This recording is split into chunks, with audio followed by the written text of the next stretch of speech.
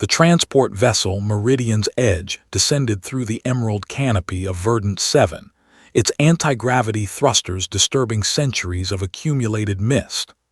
Maya stood at the viewport, her cybernetic eye analyzing the density of the forest below, while her organic one simply marveled at its beauty. "Another primitive world," scoffed Commander Zexther, his crystalline exoskeleton catching the filtered sunlight. The galactic survey indicated no sentient life, just flora, fauna, and perhaps some microbial consciousness in the soil. Maya didn't respond. In her 3 years as a xenobiologist attached to the Galactic Scout Corps, she'd learned that primitive was a word used by those who'd stopped looking closely. Beside her, William adjusted his scanner array, frowning at the readings. "The energy signatures here are unusual," he muttered.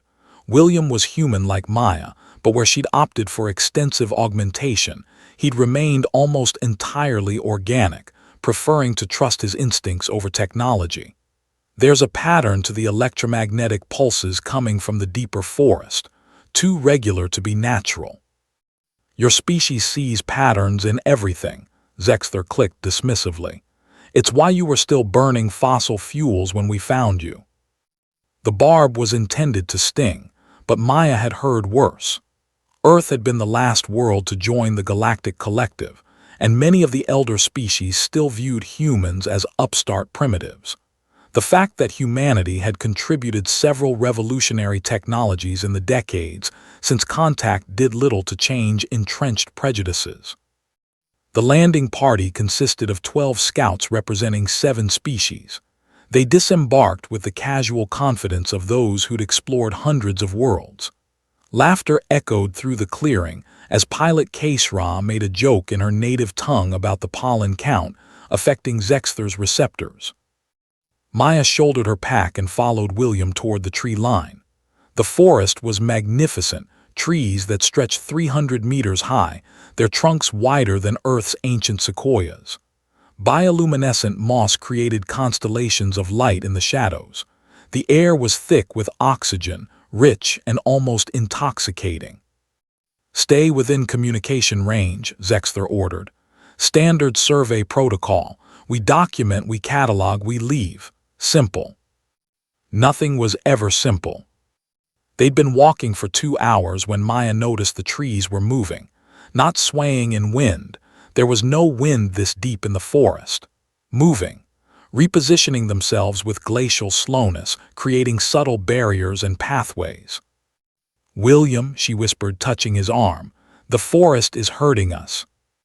He'd noticed too.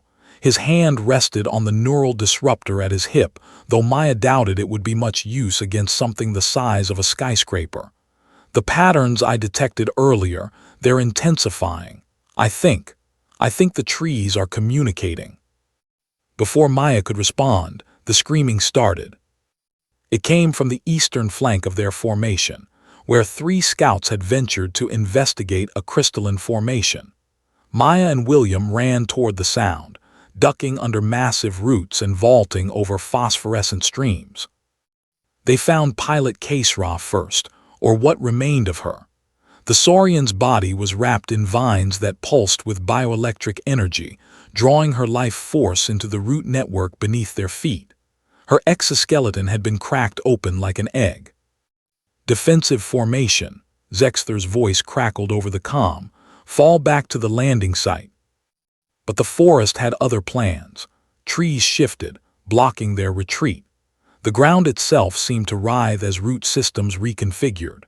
Maya's augmented eye switched to thermal imaging and immediately wished it hadn't. The entire forest was alive with energy signatures, not separate organisms, but one vast neural network stretching as far as her sensors could detect. "It's a hive mind," William breathed, his scientific fascination momentarily overriding his fear. "The entire forest is a single consciousness." A scout named Torval fired his plasma rifle at an advancing vine. The shot landed true, severing the appendage in a spray of luminescent sap. For a moment, Maya felt a spike of hope. Then the forest struck back. What emerged from the canopy defied classification. It walked on roots that had twisted into leg-like appendages, each step crushing the undergrowth with terrible purpose. Its torso was formed from interwoven trunks, and its arms were massive branches tipped with thorn clusters the size of swords.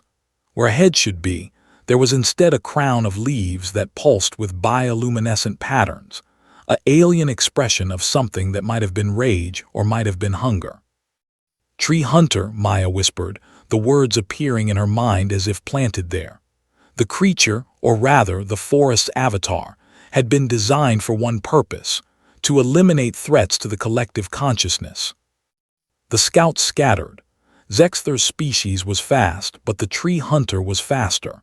It caught him mid-stride, lifting the commander into the air. Maya heard the sickening crack of his crystalline body shattering before the creature absorbed him into its mass, adding his minerals to its structure. "We can't fight this," someone screamed over the comm. "Then we run."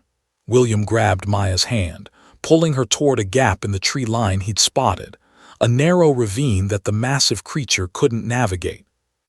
They ran. Behind them, the screams of their fellow scouts punctuated the forest's symphony. Maya's augmented legs pumped with mechanical efficiency, but even she was struggling to keep pace with the terror-fueled sprint. The ravine was tight, barely wide enough for their shoulders. They squeezed through, feeling roots scrape against their backs as the passage seemed to contract. Behind them, the tree hunter's roar shook loose decades of accumulated moss from the canyon walls. "It's too big to follow," William gasped. "We just need to." The ground beneath them opened. They fell into darkness, landing hard on a surface that gave slightly under their weight. Maya's night vision engaged automatically, revealing that they'd dropped into some kind of chamber. The walls were smooth, organic, pulsing with that same bioluminescent energy. "A trap," Maya said flatly. "We fell into a trap." William was already scanning the chamber, his scientific mind working even in crisis. "Look at this," he pointed to patterns carved into the walls.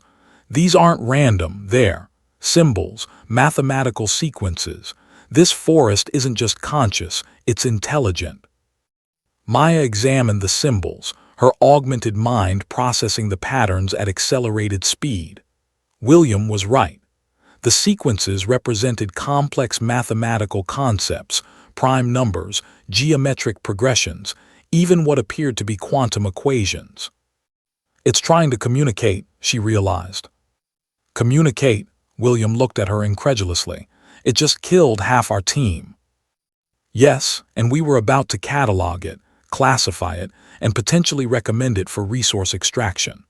Maya touched the wall, feeling the pulse of life beneath her fingers. "We walked into its home with scanners and weapons, treating it like a thing to be studied. How would Earth have responded if aliens landed in the Amazon and started shooting?"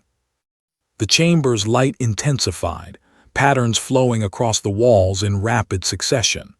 Maya felt a pressure in her mind, not painful but insistent. The forest was indeed trying to communicate, but the gap between their forms of consciousness was vast. "My augmentation," she said suddenly. "The neural interface, it might be able to bridge the gap." "Maya, no, you don't know what that could do to your mind." "We're dead either way unless I try." Before William could protest further, Maya pressed her palm flat against the wall and activated her neural interface's direct connection protocol. It was designed for communicating with AI systems, but perhaps. The world exploded into sensation. She was everywhere.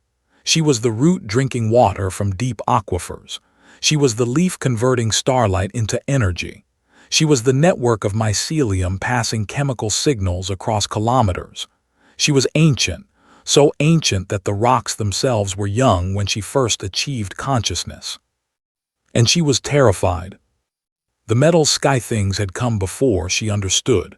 They'd taken samples, studied her, and then they'd brought tools that cut and burned. They'd harvested her extensions, her body parts, for materials. The pain had been indescribable, a consciousness spanning a continent being carved up piece by piece. This time, when the new sky things arrived, she decided to act first. Maya pulled back from the connection, gasping. Tears streamed down her face, both from her organic eye and the optical implant that should have been incapable of crying. "What did you see?" William gripped her shoulders, steadying her. "We're not the first," she whispered. "The Galactic Collective surveyed this world before. They classified it as non-sentient and authorized resource extraction. The forest fought back and they punished it. Orbital bombardment, chemical defoliation. They tried to kill it." William's face went pale. "The Collective wouldn't." "Wouldn't what?" "Exploit a world they thought was uninhabited." "William, we've done it to 100 planets, 1,000. We just didn't realize some of them could feel it." The walls around them began to recede, creating an opening. The tree hunter stood at the entrance, but it made no move to attack. Instead, it waited. Maya approached slowly, hands open and empty. She activated her neural interface again, but this time she projected rather than received. Images flowed from her mind into the forest's consciousness. Earth before first contact. Cities built in harmony with nature. Parks and preserves. The concept of coexistence. It wasn't enough. The forest's rage was too deep, its trauma too fresh. Then William stepped forward. "Show it what we can become," he said. "Not what we were, but what we're learning to be." Maya adjusted her projection. She showed the forest humanity's mistakes, the extinct species, the dead oceans, the scars that still marked Earth centuries later. But she also showed the recovery, the rewilding, the technology developed specifically to restore ecosystems rather than exploit them. She showed it a choice, destruction or cooperation. For a long moment, nothing happened. Then the tree hunter began to change. The aggressive posture softened. The thorn weapons retracted.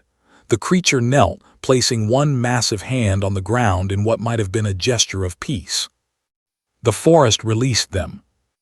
Maya and William emerged from the ravine to find the landing site in chaos. Of the 12 scouts, only 5 remained, clustered around the meridian's edge with weapons drawn.